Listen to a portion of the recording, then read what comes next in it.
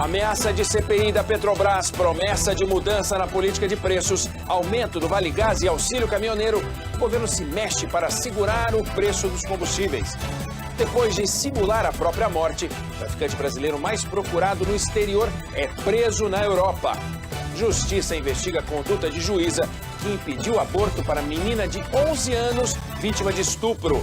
Um retrato do Vale do Javari, o efeito da ausência do Estado numa região estratégica da Amazônia brasileira. Pane em sistema de localização por GPS deixa milhares sem rumo no trânsito das cidades. Homem ataca passageiros com faca em ônibus no interior de São Paulo e deixa 3 mortos. No projeto da Band dos 200 anos da independência, a importância da imprensa e dos jornalistas na separação do Brasil de Portugal. Os portugueses perceberam logo o poder da comunicação. Quem poderá parar o Super Palmeiras? Mais uma vitória de virada e um novo festival de memes. Jatinho de Neymar tem problema durante voo e piloto é obrigado a fazer pouso não programado. Orquestras de jovens talentos põem tempero baiano na música erudita e na popular. O Jornal da Band está no ar.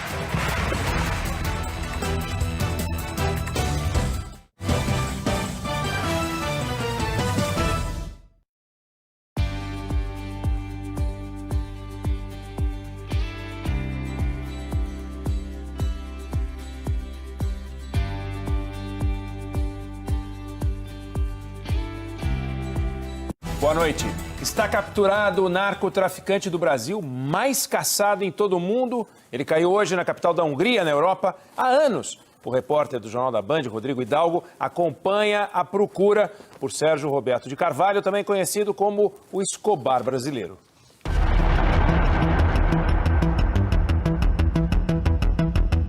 Uma longa caçada que mobilizou policiais de vários países em 3 continentes. Conhecido como Pablo Escobar brasileiro, Sérgio Roberto de Carvalho usava passaportes falsos e contava com uma organizada rede de proteção que o manteve anos fora da cadeia. Agora, a busca pelo megatraficante finalmente acabou.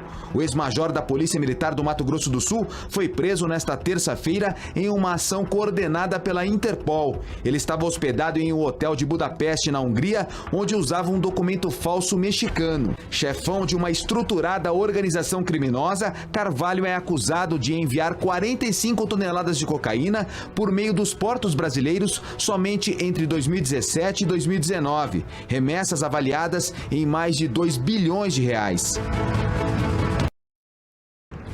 Olá, boa noite. Boa noite. A Polícia Federal investiga o envolvimento de traficantes de drogas e pescadores ilegais na morte do indigenista Bruno Pereira e do jornalista Dom Phillips. Um homem mata 3 passageiros a facadas num ônibus no interior de São Paulo. Prisões por roubo de cargas no Brasil aumentam 25% em 2 anos. Na investigação sobre a invasão do Congresso americano, testemunhas relatam a pressão do ex-presidente Donald Trump para inverter o resultado das urnas em estados nos quais foi derrotado. Os Estados Unidos se tornam o primeiro país do mundo a vacinar bebês a partir dos 6 meses contra a Covid. Por causa da pandemia, as contratações de profissionais de saúde no Brasil seguem aumentando. E as super oitavas de final têm confrontos de gigantes na Copa do Brasil. O Jornal Nacional começa agora. A crise política que envolve os preços dos combustíveis e a maior empresa brasileira motivou uma série de encontros de parlamentares e ministros do governo hoje em Brasília.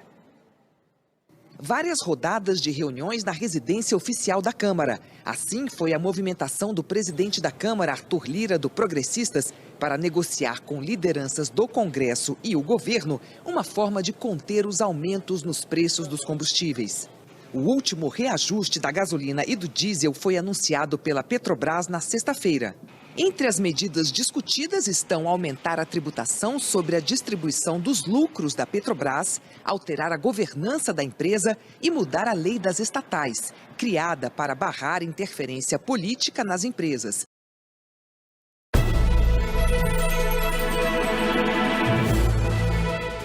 Terça-feira, 21 de junho. O Jornal da Cultura começa agora com os seguintes destaques.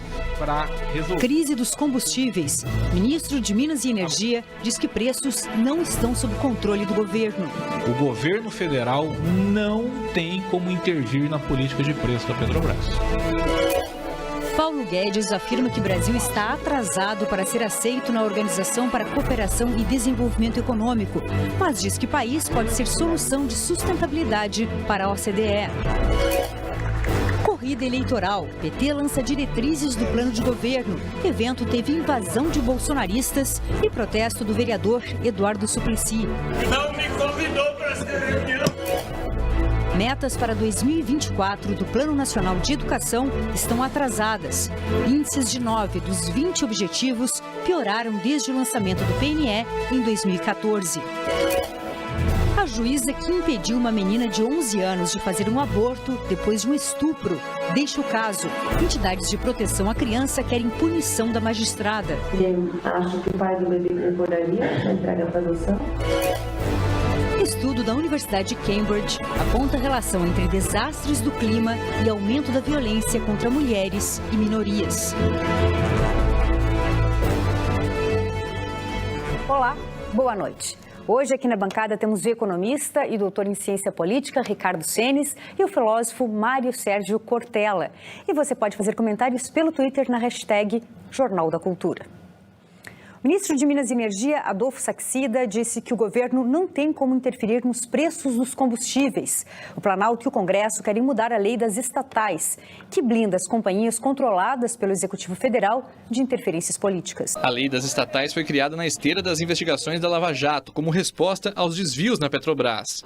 A lei trata de vários temas relacionados a essas empresas, como nomeação de dirigentes, transparência, seus conselhos, entre outras medidas. Ela proíbe, por exemplo, a indicação para o Conselho de Administração e para a diretoria pessoas que nos últimos 36 meses participaram de partidos políticos ou campanhas eleitorais, o que dificulta o apadrinhamento político dos executivos. O abalo na governança ele já é real, né? Trocar 3 vezes uma diretoria em um ano de eleição, isso já mostra como que o governo não permite que a empresa atue no mercado normalmente. Então esse abalo já existe. Se vier uma lei para forçar tabelamento de preços por lei, aí a credibilidade da Petrobras, e não só da Petrobras, mas de todas as outras empresas que têm participação do governo, ela vai realmente parar o chão. E isso vai dificultar muito a captação de recursos no exterior. Diante do fogo cerrado do governo e do Congresso, as ações da companhia voltaram a fechar em baixa na Bolsa de Valores.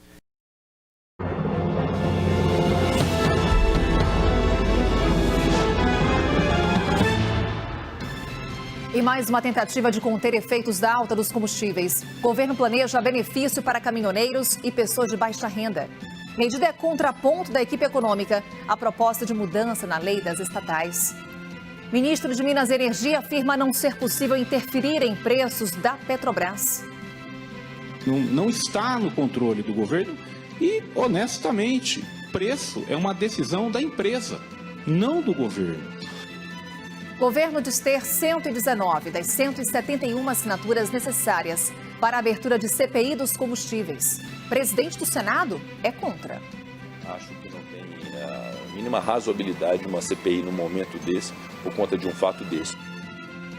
E evento do PT com Lula e Alckmin é interrompido pelo vereador Eduardo Suplicy e invadido por manifestante durante o discurso do ex-presidente.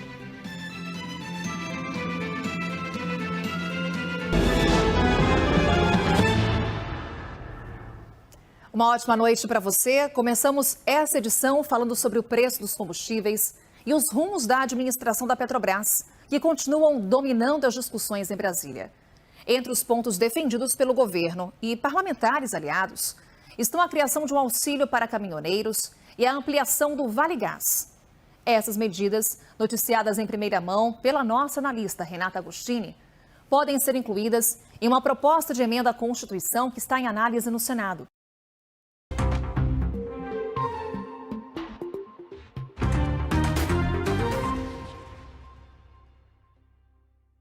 Olá, boa noite para você, 6 horas em ponto pelo horário de Brasília. Eu sou Diego Sarza, está no ar mais uma edição do UOL News, edição da noite dessa terça-feira. Começou o inverno, hoje é dia 21 de junho de 2022. Seja bem-vindo, bem-vinda aqui ao nosso programa. Que você está sempre convidado a participar, marcar a hashtag UOL News nas redes sociais. Para nos assistir, você já sabe, tem a opção de ver pelo nosso site, pelo UOL, com retransmissão simultânea no Facebook, no Twitter, no TikTok, na Twitch e no YouTube também. Lá no YouTube você comenta a nossa live, comenta o nosso chat, né, no nosso chat, também pode votar na enquete do dia. A pergunta hoje é se você acha que uma eventual CPI da Petrobras pode prejudicar o governo Bolsonaro. Por enquanto, 75% achando que sim, 25% achando que não. Lembro sempre que você pode participar também pelo WhatsApp aqui do UOL. Tá vendo esse QR Code que vai aparecer aqui? Você pode apontar a câmera do teu celular para ele e aí vai cair direto aqui para o nosso WhatsApp ou então ligar para o 11 91 355 0557, 11 91 355 0557. Aí você comenta os assuntos do dia. Eu vou registrando aqui na medida do possível a sua participação, tá certo? Combinado? Vamos lá então, o programa já está no ar. E o primeiro assunto é aquele que faz a gente respirar bem fundo, porque é de revoltar. O Tribunal de Justiça de Santa Catarina confirmou que a juíza Joana Ribeiro Zimmer, essa aí do vídeo, não é mais responsável pelo caso da menina de 11 anos, vítima de estupro. A garota teve aborto legal negado pela Justiça. O motivo da saída da juíza do caso é uma promoção. Pois é, ela foi promovida e transferida para a cidade de Brusque, que fica no Vale do Itajaí. A assessoria do Tribunal de Justiça catarinense informou que a mudança ocorreu antes da repercussão do caso. A juíza Joana Zimmer induziu a menina a desistir de fazer um aborto legal. A história foi revelada pelo portal The Intercept e também pelo portal Catarinas. Após o caso vir à tona, o TJ de Santa Catarina disse ainda que a atuação da juíza vai ser investigada. Veja hoje no SBT Brasil. Homem armado com faca mata 3 pessoas em ataque a ônibus no interior paulista. Juíza que impediu menina de 11 anos de fazer aborto após estupro é promovida e deixa o caso. Polícia pede mais 30 dias para concluir o inquérito da morte de Genivaldo de Jesus, asfixiado em viatura. Avião com Neymar faz pouso não programado em Roraima. Restaurante flutuante, que já foi cenário de filmes de Hollywood, afunda em Hong Kong. Já, já.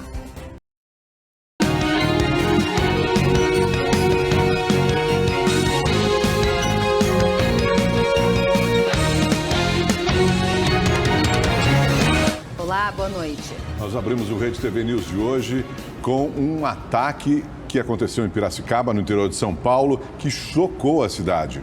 Um homem esfaqueou 6 passageiros dentro de um ônibus em uma das avenidas mais movimentadas da cidade.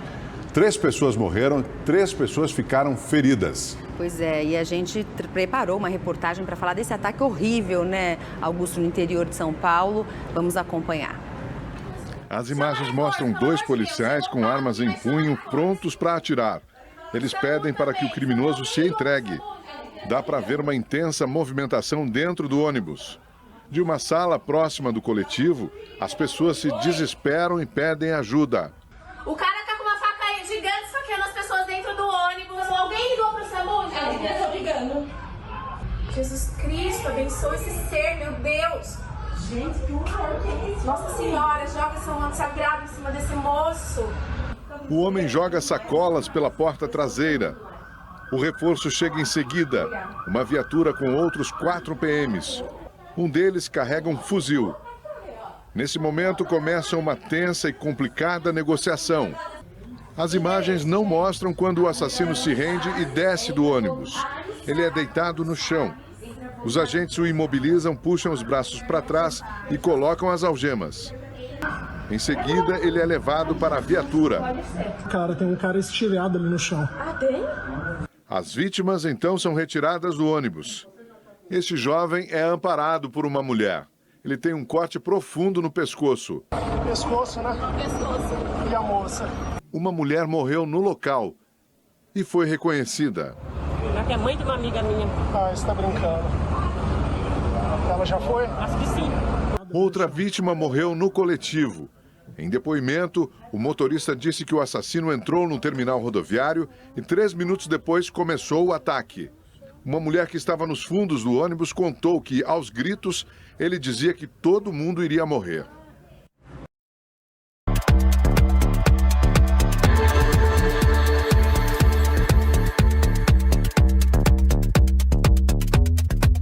Assista agora ao documentário Entre Lobos, só na Brasil Paralelo.